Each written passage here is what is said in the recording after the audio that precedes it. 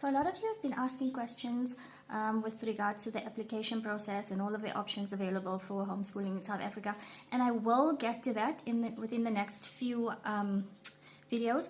However, I just wanted to talk about some of the comments and concerns that came through on my previous video. So first of all, someone in the comments had mentioned that homeschooling is a privilege and doesn't work if both parents are working.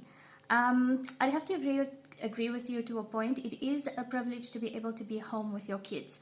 However, it also comes at a price. By sacrificing a double income household to a single income household in order to be home with your kids definitely has a cost. If you aren't able to be home to homeschool your kids and you choose this route, you could always appoint a guardian, someone capable and responsible to homeschool your kids, although it has to be within the confines of your home according to the law.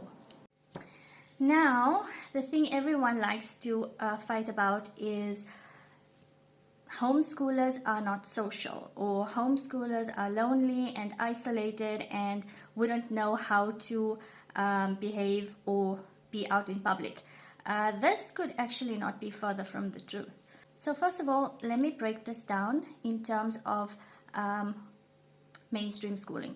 So with mainstream schooling, kids are put into a box, okay? And they are taught to conform. You know, everyone has to learn in the same way, learn according to the same pace as each other, dress in the same way, talk in the same way, do the very same things. However, what we fail to understand is that we are all individuals. You know, the unique traits or the combination of traits that we have as human beings differ from anybody else.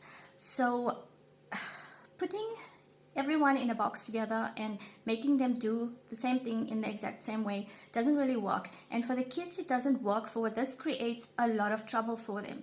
You know, anxiety, stress, trauma even. And you will find that these kids aren't very social. You know, they are quiet, reserved, very withdrawn. And speaking from my personal experience, I was one of these kids. I suffered terribly with social anxiety. I could not speak. I could not raise my hand in class. It was really, really a terrible time for me. So mainstream school did nothing for my social skills. Now, on the other hand, you get kids who are, again, not being able to cope with the pressure of conformity, but instead of being withdrawn, they become frustrated.